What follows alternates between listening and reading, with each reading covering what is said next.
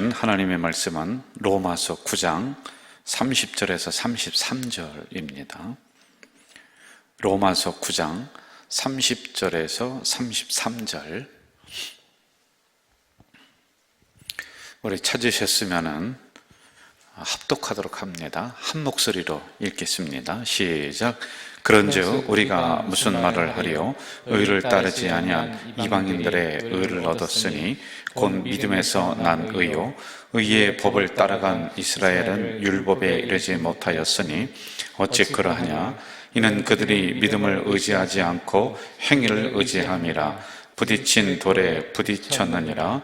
기록된 바 보라, 내가 걸림돌과 거치는 바위를 시온에 두노니 그를 믿는 자는 부끄러움을 당하지 아니하리라 함과 같으니라. 아멘.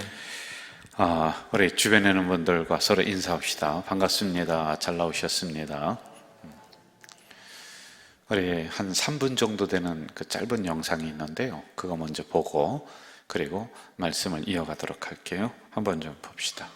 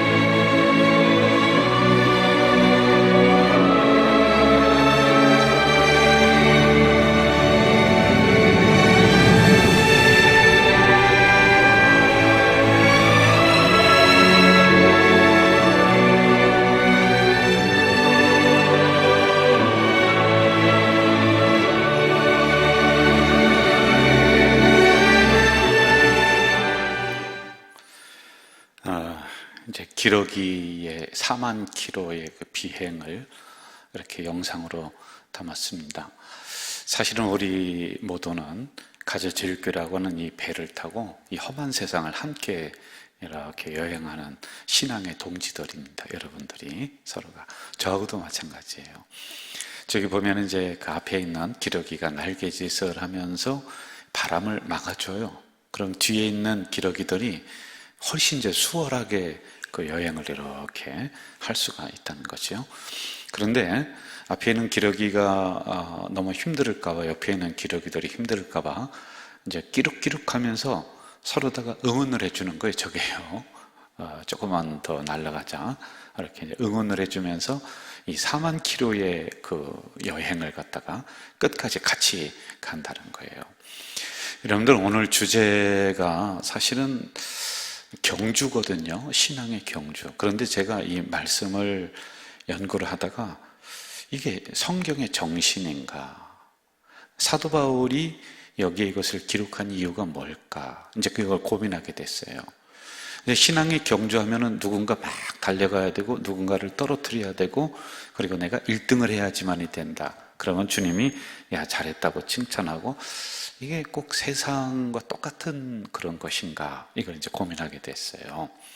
그러다가 이제 두 가지를 제가 캐내게 됐죠. 그래서 제목에서도 한번 보세요. 제목 뭐라고 적었죠? 2인 3가 그리고 신앙의 경주. 이렇게 했단 말이에요. 한번 따라해 봅시다. 2인 3가 신앙의 경주. 그러니까 일반적으로 우리가 신앙의 경주하면은 누군가를 상대를 이겨야 된다. 그게 아니라 우리가 함께 이 신앙의 여행을 하는 그런 동료들이다. 이러한 부분들을 제가 이 말씀을 통해서 이렇게 캐내게 되었다는 것이죠. 저는 보편적으로 이 보폭이라고 그래요. 걸음이 제가 신방을 하다 보면은 나만 정확한 거고 우리 권사님들은 저 뒤에 오고 막 그래요. 그리고 저는 걷는데 권사님들은 뛰더라고요. 왜 그러냐면 제가 걸음이 빨라요. 예, 제가 보폭이 길지는 않아요. 저도 아주 다리가 짧아요. 그런데 빨리빨리 이제 걷는 그런 습관이 있다 보니까 이게 맞추지를 못하겠어요. 이게 집사람과 어디를 갈 때 이런 현상이 많이 일어나는데 우리 성도님들은 저한테 목사님 같이 가야지 하면서 핀잔을 못 주잖아요. 그런데 저희 아내는 막 뭐라고 해요. 아니 어떻게 자기만 빨리 가느냐고 뒤에 오는 사람 생각도 하고 이렇게 해야지 되지 않느냐. 근데 제가 이제 그게 습관이 됐단 말입니다. 그래서 나만 빨리 보폭을 넓게 하고 빨리 가서 1등 해야지만이 되는 것이 아니라 빠른 사람은 걸음을 좀 늦춰야 되고요. 너무 뒤처진 사람은 조금 빨리 걸어가야지만이 되는 게 오늘 이제 본문의 말씀이에요.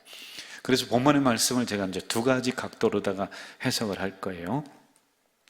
원래적인 뜻이 있고 또 동행이라고 하는 이런 주제를 가지고 이제 두 가지로 다 이렇게 할 거란 말입니다. 여러분 시각장애인들 있죠? 시각장애인들을 혹시 어디를 이렇게 함께 갈 때 어떻게 해야 돼요? 옆에서 팔짱을 끼고 걸어가 주면 좋겠죠? 어떨 것 같아요? 아니, 대답해 보세요. 대답하기 싫으면 그냥 고개를 이렇게 끄덕거려 주세요. 팔짱 끼고 가면 그분이 편할 거 아니에요. 그렇죠? 근데 그게 아니래요. 이제 팔짱을 끼고 가면은 내 걸음 속도에 그 시각장애인이 맞춰야 된대. 그분은 시각장애인이기 때문에 자기의 걸음의 리듬과 속도가 있다는 거예요. 그래서 내가 팔짱을 끼고 그분과 같이 막 걸어가면은 이분이 당황을 한대요. 사실은 이분이 나를 살짝 붙잡게 하고 그리고 나는 옆에 서서 그분의 보폭과 리듬에 맞춰줘야지만이 이게 시각장애인을 이렇게 함께 가는 그런 방법이다. 이렇게 얘기를 하더라고요. 자, 오늘 본문은 이런 것을 염두에 두면서 우리가 이 본문을 이제 들어가도록 하겠습니다. 한번 저를 따라 볼까요? 로마서는 우리의 뭐를 형성하는 거다? 뼈다구가 아니라 뼈. 골격을 형성하는 거예요. 신앙의 골격. 자, 이런 것을 또 잊어버리면 안 돼요. 여기에도 신앙의 골격을 다시 형성시켜주는 그런 일이 나오거든요. 우리 30절과 31절 같이 한번 읽어볼까요? 30절, 31절 시작. 그런즉 우리가 무슨 말을 하리요? 의를 따르지 아니한 이방인들이 의를 얻었으니 곧 믿음에서 난 의요. 의의 법을 따라간 이스라엘은 율법에 이르지 못하였으니. 자, 여기를 보세요.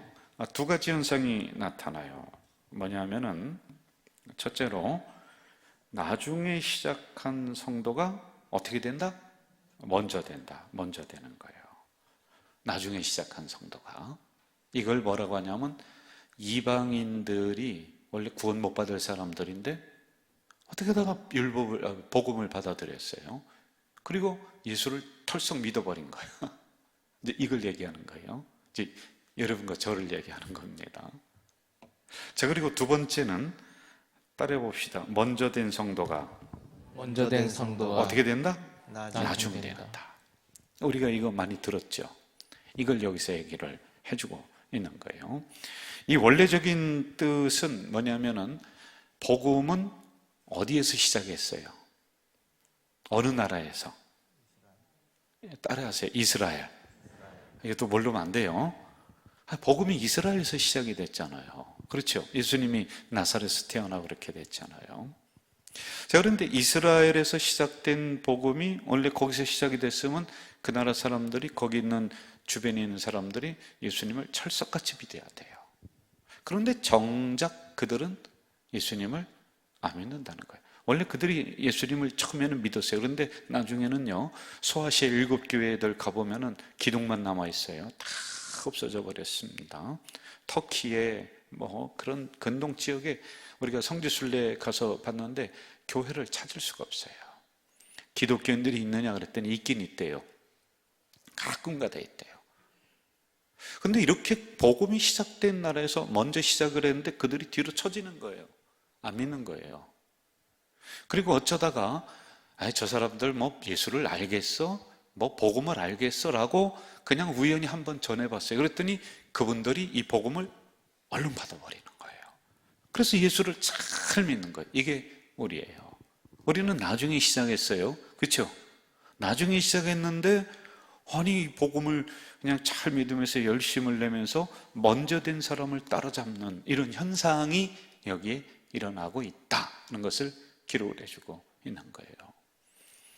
여러분, 불교는 여러분 어디서 시작했는지 아세요? 불교 인도에 인도에서 불교가 시작이 됐는데, 인도가 거기에 가장 큰 종교가 뭐예요? 힌두교. 예?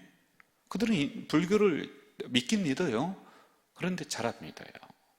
이런 현상이 일어나고 있다는 것을 여기에 기록을 해주고 있지요. 전에도 제가 비유로 말씀을 한번 드린 기억이 나요. 여러분들 잘 생각해 보세요. 이런 거 똑같은 거예요. 저를 보세요. 자녀가 있어요. 내 새끼가 있고 남 새끼가 있어요. 남 자녀가 있어요. 근데 나는 좀 살만해요. 그런데 저 집 자녀가 영 가난해요. 불쌍해요. 그래서 내가 어떻게 했느냐 하면은 그 자녀에게 장학금을 줬어요. 그 집에. 아이고, 참 생활이 어렵고 하니까 나와 내 자녀와 비슷한 나이 또래니까 장학금을 줬어요. 그런데 이 장학금을 준 자녀는 얼마나 얘가 공부를 열심히 하는지, 아니 고등학교 때도 막 1, 2등 다투고 장학금 받아서 나에게 도와주는 돈을 받고서 아주 가난한데, 그리고 대학도 딱 들어가고 좋은 직장도 딱 들어가고 돈도 잘 벌어오고 결혼도 착 하고 기가 막히게 잘 되는 거예요. 그런데 내 자녀가 있는데 내 자녀는 내가 넉넉하게 대줄 수 있어요. 그런데 이놈은 영 어긋나 버리는 거예요.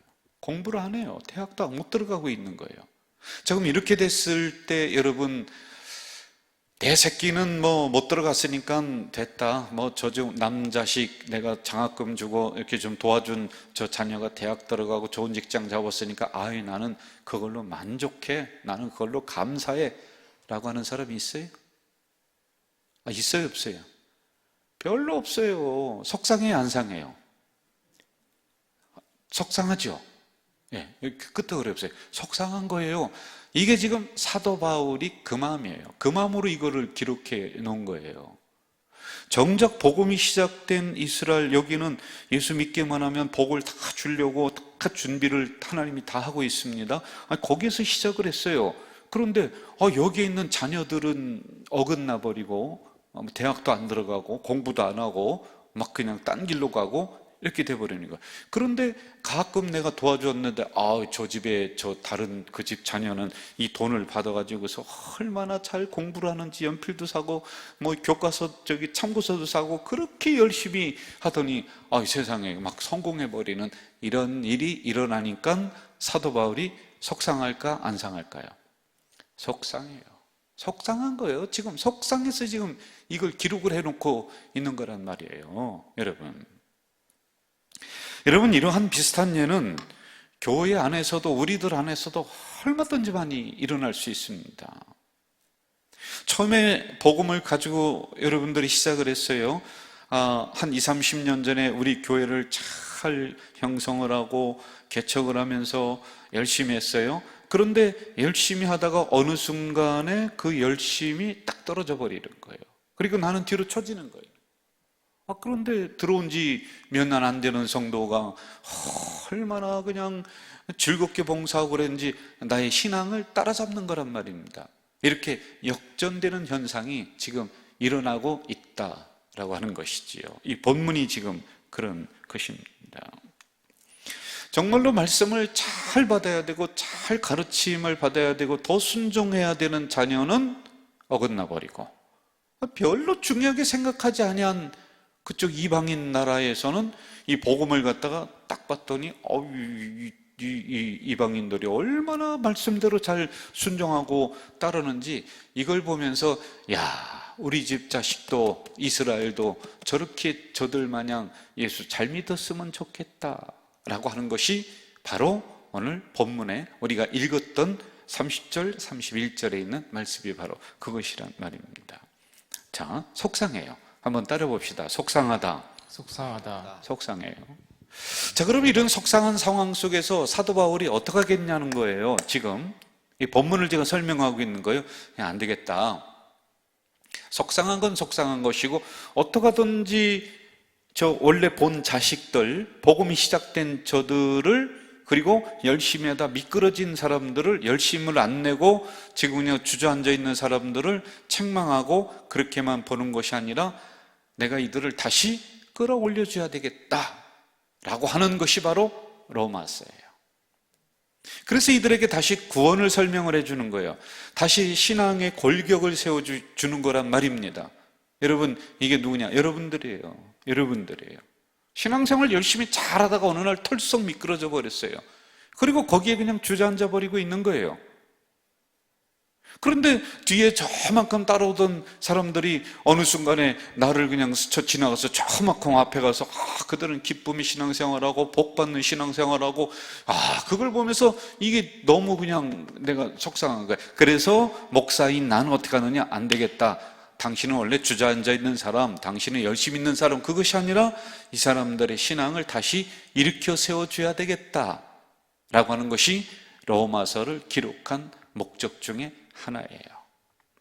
여러분, 사도 바울이 죽으면서 이것을 기록한 이유가 뭐겠느냐는 거예요. 그리고 신앙의 골격이라고 하는 이유가 뭐겠느냐는 거예요. 주저앉아 있는 사람을 뼈가 흐지부지해서 그냥 일어설 수 없는 사람을 다시 뼈대를 딱 세워줌으로 이들이 걸을 수 있고 뛸 수 있도록 만들어줘야 된다. 왜? 뒤처진 사람을 앞으로다가 이렇게 가게끔 해야지만이 된다 라고 하는 이 의도가 이 안에 숨겨져 있는 거란 말입니다.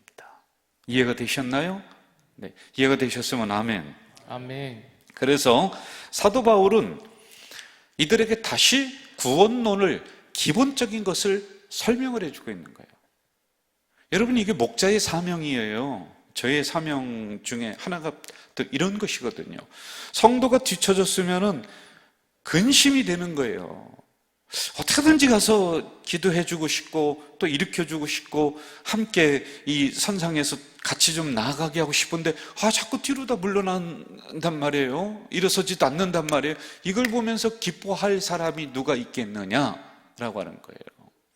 그러면서 중요한 구원론에 대해서 다시 이들에게 가르치고 있단 말입니다. 자, 여기를 한번 좀 보세요. 구원이란, 따라하세요. 구원이란 뭐다? 죄에서 건짐을 받았다. 잘 보이시죠? 예. 한번 따라하세요. 구원이란 죄에서 건짐을 받았다. 여러분, 어느 순간 우리는 구원 얻고서 이 신앙선상에서 쭉 가고 있다가 구원이라는 것을 까먹었어요, 여러분들이요. 그러다 보니까 내가 자꾸 뒤로 처지는 거예요. 뒤로 물러나는 거예요. 그럼 여러분, 복받는 이런 반열에서 복받는 세계에서 나는 자꾸만 멀어지는 현상이 일어납니다. 그래서 다시 구원을 가르쳐 주는 거예요. 여기에요. 로마서예요. 여러분, 구원은 우리를 죄에서 건져주신 겁니다. 그런데 우리가 두 가지를 먼저 알아야 돼요. 자, 여기를 볼까요? 구원은 밖에서 와야 된다. 밖에서 와야 합니다. 한번 따라하세요. 구원은 어디서? 밖에서 와야 된다. 아니, 기본적인 거예요, 이게요. 그런데 또 까먹었어요, 여러분들이. 몰라요. 그러니까 주저앉아서 그냥 거기가 내 자리인 줄 알고 털푸덕이 주저앉아서 일어나지를 못하는 거예요. 야, 구원은 내 안에서 일어나는 게 아니야. 구원은 밖에서 너를 건져주시는 거야. 그게 뭐냐? 바로 예수 그리스도가 우리에게 다가오셔서 너는 나의 자녀다라고 우리를 이끌어주는 게 바로 구원이야. 그래서 구원은 외부에서 나에게 임하는 거예요. 내 선행을 가지고 내가 열심히 사는 걸 가지고 내가 구원을 이룰 수 없습니다. 여러분, 구원은 그렇게 해서 이루어지는 게 아닙니다. 구원은 전적인 은혜입니다. 한번 따라하세요. 구원은 뭐다? 전적인 은혜입니다. 옆 사람이랑 구원은 전적인 은혜이다. 시작. 구원은 전적인 은혜입니다. 그럼 구원은 전적인 은혜라는 것은 뭐예요? 나는 값을 안 치렀다는 거예요. 그냥 그것을 내부에서 주시는 걸 공짜로 내가 받았다는 거예요. 이게 은혜라는 겁니다. 자, 그리고 두 번째, 아주 중요한 거예요.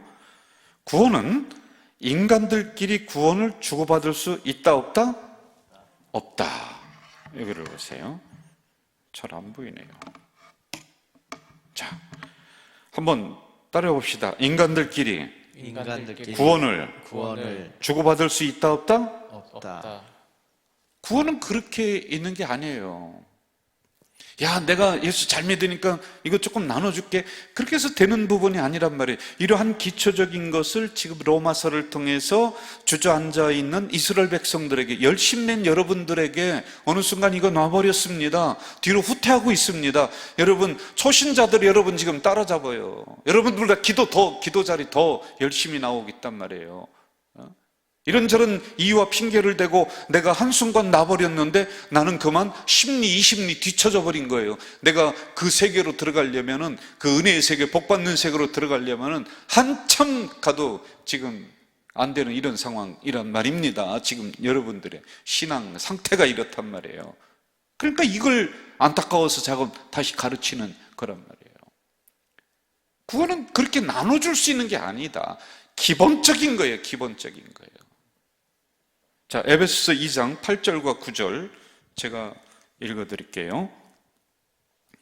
너희는 그 은혜에 의하여 믿음으로 말미암아 구원을 받았으니, 뭐로 말미암아?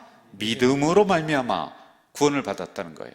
이것은 너희에게서 난 것이 아니요 하나님의 선물이라. 우리 8절 다시 한번 보세요. 8절 시작. 너희는 그 은혜에 의하여 믿음으로 말미암아 구원을 받았으니 이것은 너희에게서 난 것이 아니요 하나님의 선물이라. 다시 한번 하겠습니다. 외워야 돼요. 아주 중요한 구절입니다. 시작. 너희는 그 은혜에 의하여 믿음으로 말미암아 구원을 받았으니 이것은 너희에게서 난 것이 아니요 하나님의 선물이라. 이것 좀 지워주시고요. 한번 해보십시다. 시작.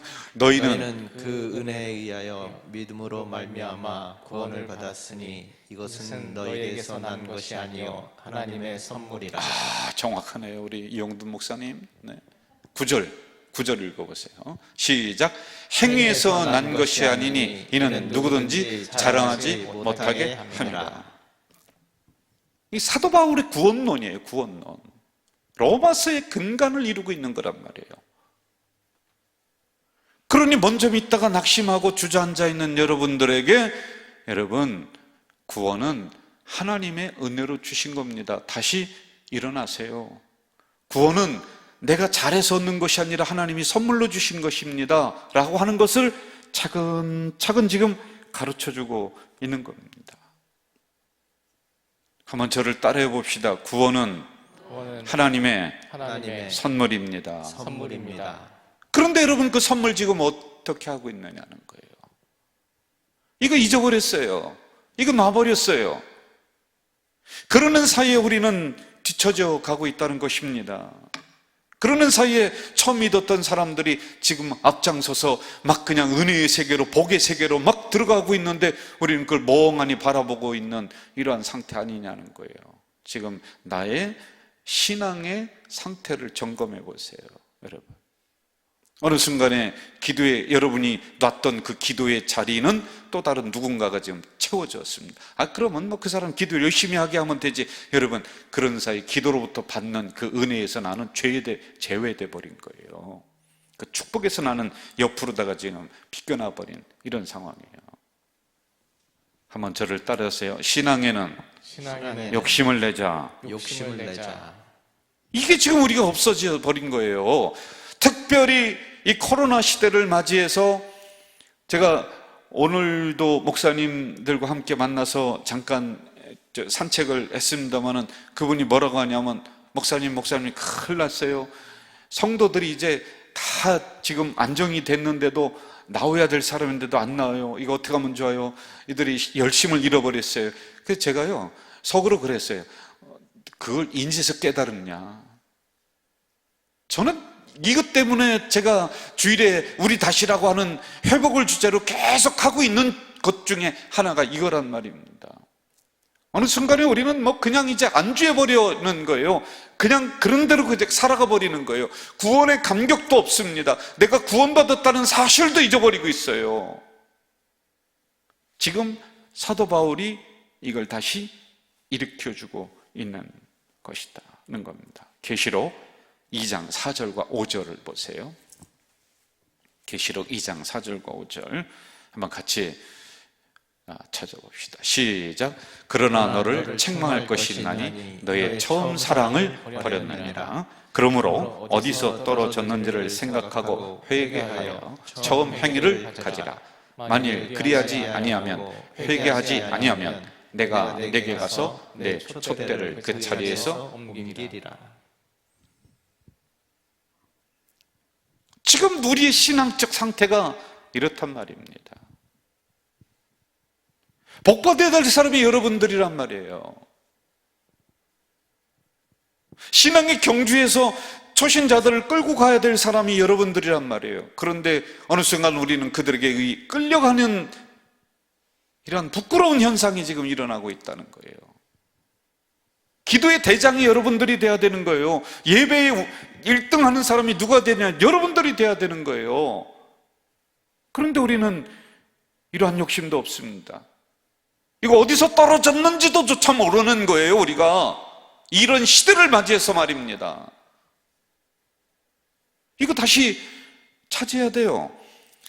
다시 이거 붙잡아야 돼요. 그렇지 아니하면은 너의 처음 행위를 다시 네가 갖지 아니하면은 내가 너에게서 타오르는 은혜의 촛불, 축복의 촛불을 내가 내 집안에서 옮기리라. 여러분, 언제까지 잘 되리라고 생각하십니까? 우리 가정 우리 기업, 우리 경제, 그래도 이렇게 해도 지금 잘 타올라. 한순간에 하나님이 촛대를 옮기십니다. 그때 가서 땅을 치고 후회한들 소용없는 거예요. 예? 이걸 봐야 돼요. 자, 다시 계시록 2장 4절과 5절 한번 더 읽어볼까요? 시작. 그러나 너를 책망할 것이 있나니 너희 처음 사랑을 버렸느니라. 그러므로 어디서 떨어졌는지를 생각하고 회개하여 처음 행위를 가지라. 만일 그리하지 아니하고 회개하지 아니하면 내가 내게 가서 내 촛대를 그 자리에서 옮기리라. 무서운 말씀이에요, 여러분들.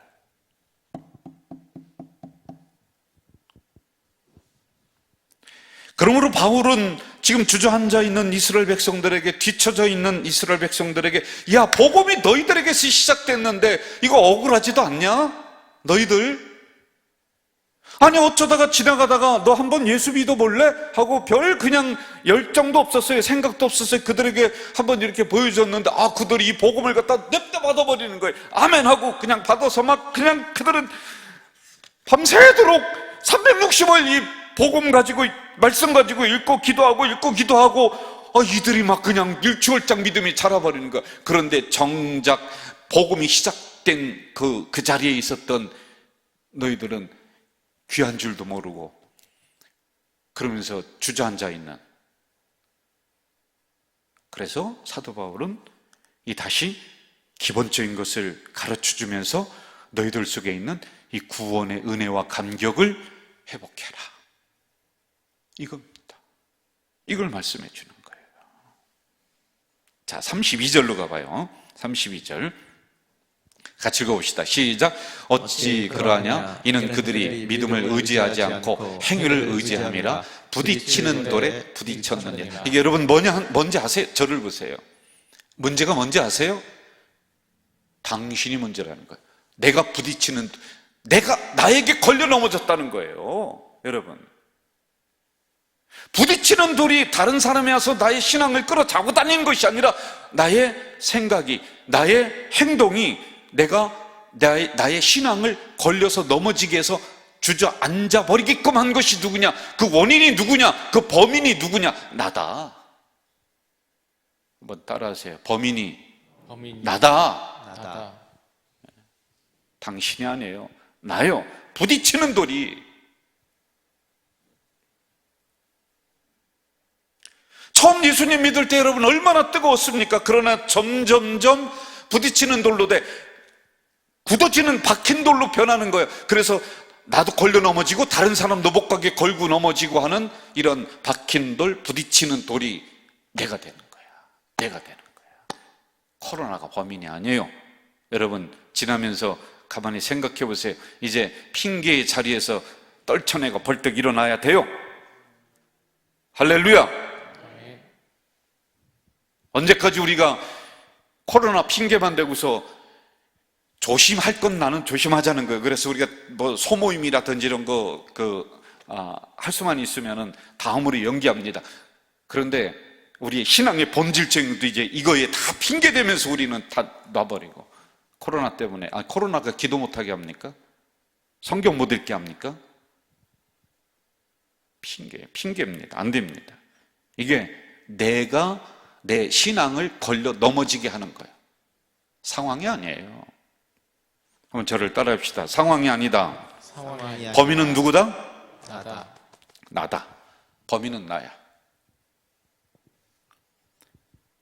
그래서 우리에게 강하게 권면하는 것이 처음으로 돌아가라 33절이에요. 그게요. 33절 한번 읽어봅시다. 시작. 기록된 바 보라, 내가 걸림돌과 거치는 바위를 시온에 두노니 그를 믿는 자는 부끄러움을 당하지 아니하려 함과 같은. 자, 잘 보세요. 내가 걸림돌과 거치는 바위를 어디에 둔다? 시온에 둬. 시온에. 여러분, 이 의미가 뭐냐 하면은요, 지금 내가 스스로 핑계대면서 내 신앙을 내가 걸려 넘어지게 합니다. 그런데 저 이방인들은 이러한 것을 극복하면서 막 복의 세계로, 신앙의 세계로 막 1등으로 달려가고 있습니다.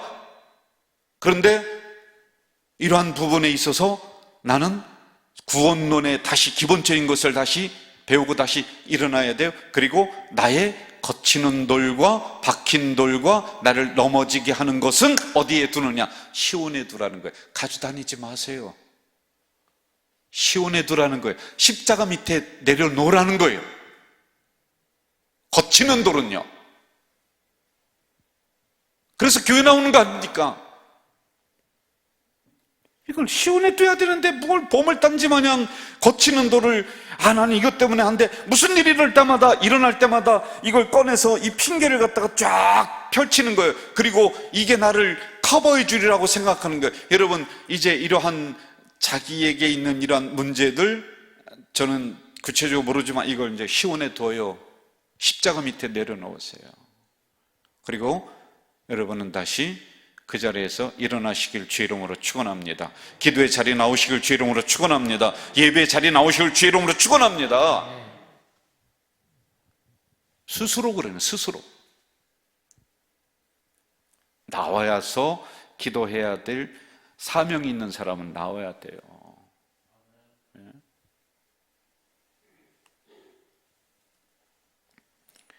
우리의 허물, 우리의 이러한 속에 있는 이런 핑계들, 이걸 교회에 묻어두셔야 돼요. 십자가 밑에 턱하니 맡기시기를 바랍니다. 그리고 다시 처음으로 돌아가서 회복하십시오.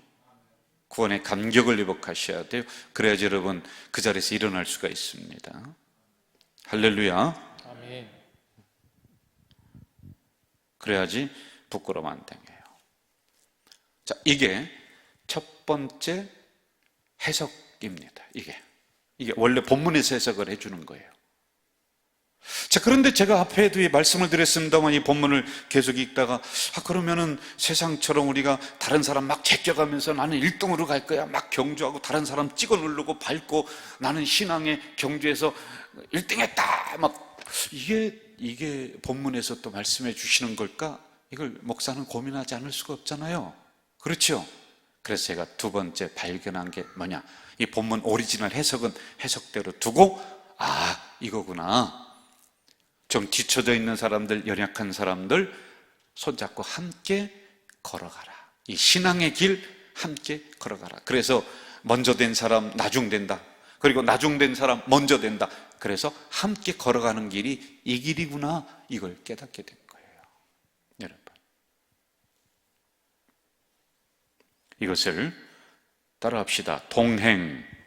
따라합시다. 동행. 지금 예수님은 이스라엘 백성이든 이방인이든 누가 더 중요할까요? 1번 이스라엘 백성, 자기 나라 백성이니까 중요하다. 2번 이방인이 더 중요하다. 3번 똑같이 다 중요하다. 어떨까요? 몇 번이에요? 3번. 똑같이 다 중요한 거예요. 여러분, 여러분이 자식 새끼가 몇 명 있어요? 자식이 몇 명 있는데 저도 자식을 키워봤는데 내 자식들 이놈들 보니까요, 첫째는 첫째라서 중요하고 둘째는 엉뚱해서 중요하고 똑같이 중요해요. 자식은요. 5손가락이 있어요. 한번 펴보세요. 5손가락. 마스크 잠깐 내리고 엄지 한번 꽉 깨물어 보세요. 아파요, 안 아파요? 아프죠?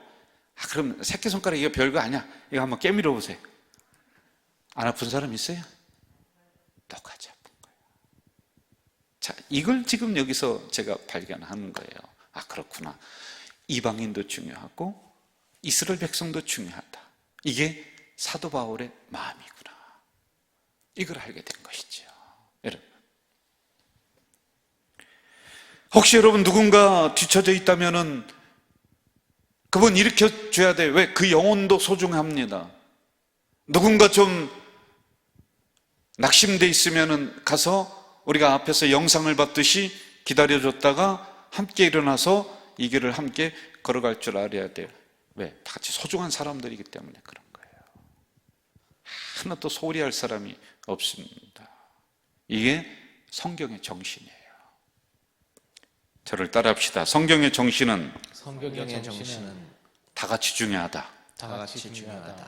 옆 사람을 밟고 올라가는 것이 성경의 정신이 아니에요. 뒤처진 사람이 있으면은 다시 가서 독려해주고 기도해주고 그러면서 같이 끌어와야 되는 거예요. 그리고 함께 이 어려움을 이겨나가는 것이 바로 신앙의 길이다. 이걸 우리에게 사도 바울이 가르쳐주고 있다는 것입니다. 자, 여기를 볼까요? 자, 따라합시다. 삼인동심, 황토변금.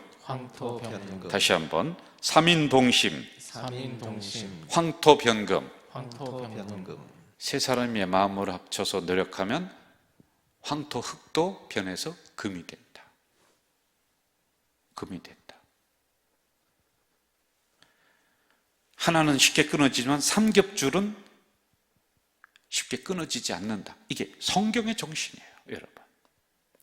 성경의 정신은 남은 막 달려가서 1등으로 꼬렌하면서 그러면 거기서 주는 상을 내가 듬뿍 받을 것 같지만은 주님께서 그러실 거예요. 야, 김집사야, 야, 박권사야, 너 내가 기도하라고 함께 걸어오라고 저 붙여줬던 그 있지, 그 사람 어떻게 됐냐라고 반드시 물으실 거예요. 여러분, 지도자인 저는 저는 목사님도 그럼 여러분들이 어떻게 되든 말든 나는 주님 앞에 이기적인 신앙을 가지고 주의하면서 나만 열심히 달려가서 내가 꼬링 하고 들어갔다고 쳐봅시다. 그러면 주님께서는 반드시 나에게 이렇게 물으실 거예요. 야, 너 함께 걸어오라고 맡겨줬던 가자 공동체 성도들 어디다 뒀냐? 그래서 먼저 된다, 나중된 자, 먼저 된다라고 하는 이 중요한 의미는 함께 동행하면서 이 어려움을 이겨나가라. 옆 사람 보고 당신은 나의 기도의 동지입니다. 시작. 당신은 나의 기도의 동지입니다.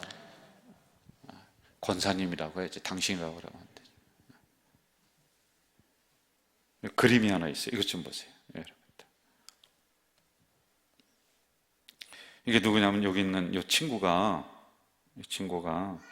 6급 장애 우예요. 잘 못 뛰어요. 체육대회 때 얼마 전에 신문에서 나온 건데 꼬링 지점 30m를 남기고서 여기 있는 친구들이 야, 우리 함께 가자. 그래서 똑같이 섰어요. 그리고 꼬링 지점에 함께 들어갔어요. 이 친구랑. 이 친구가 엉엉 우는 거예요. 지금 울고 있는 거예요. 여러분, 아이들도 이래요. 아이들도 이런 마음이 있어요. 이런 정신이 있어요.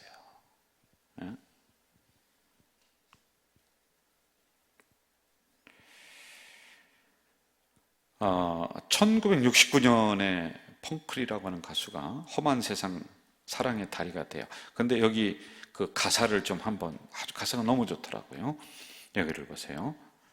당신이 지쳤을 때, 스스로 보잘것없는 사람이라고 느낄 때, 그리고 당신의 눈이 눈물이 가득 고일 때, 저는 당신의 그 모든 슬픔을 없애줄 겁니다. 살아가는 것이 힘들고 곁에 있어줄 어떤 친구들도 찾을 수 없을 때 저는 언제나 당신 곁에 있을 겁니다. 거친 강물 위의 다리처럼 저는 당신을 위해 이 험한 세상에 건너갈 다리가 되어줄게요. 저는 이것을 가사를 제가 읽다가 주님을 떠오르게 됐죠. 주님이 나와 함께 동행해 주시기 위해서 내 손을 잡고 이 험한 세상을 걸어가 주시기 위해서 그렇게 오신 분이구나. 그리고 또 이 생각을 하게 되었습니다. 주님만이 아니라 그 사명을 나에게, 여러분에게 주셨어요.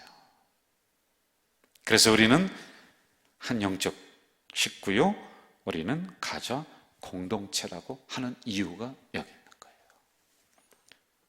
세상처럼 나만 1등으로 가지 말고 함께 이 선상 위에서 믿음의 길을 걸어가는 우리 성도들 되시길 주의 이름으로 축원합니다.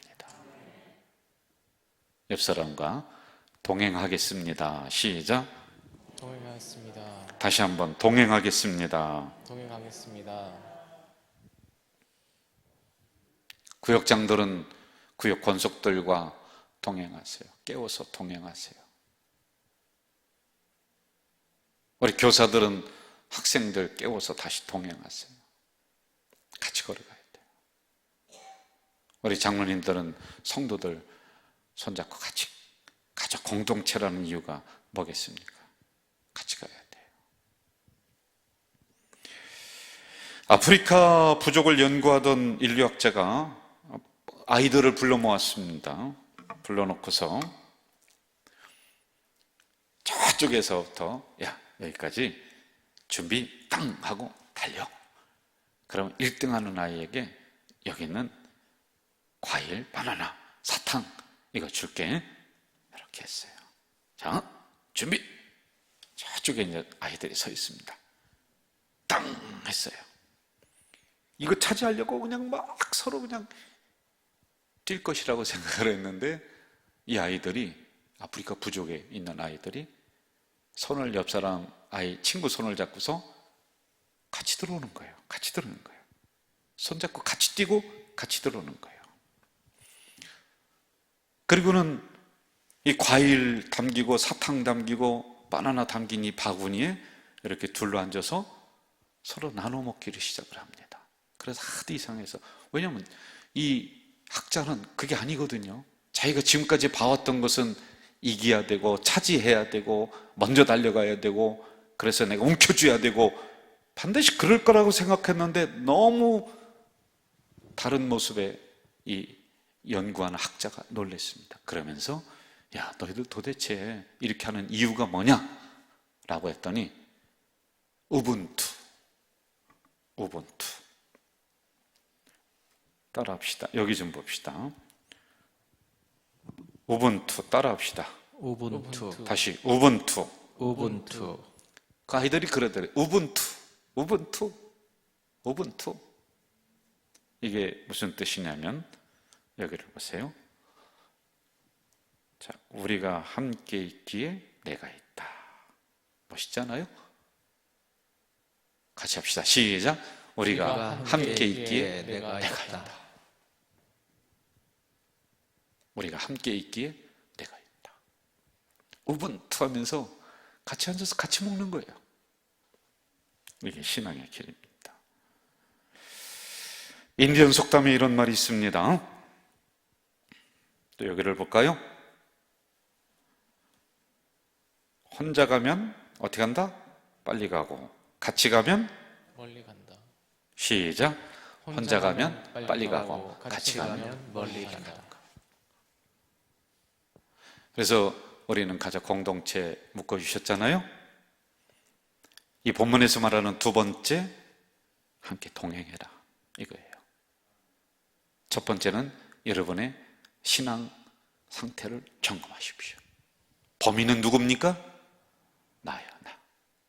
그래서 기초를 다시 다져서 뻘떡 일어나셔야 돼요. 주저앉아 있으면 안 돼요. 그리고 두 번째 말씀해 주시는 것, 그리고 나서 함께 동행해라. 혼자 가면 빨리 가고 같이 가면 멀리 간다. 시작. 혼자 가면 빨리 가고 같이 가면 멀리 간다. 자, 옆 사람들에게 한번 해봅시다. 혼자 가면 빨리 가고 시작. 혼자 가면 아멘. 아멘.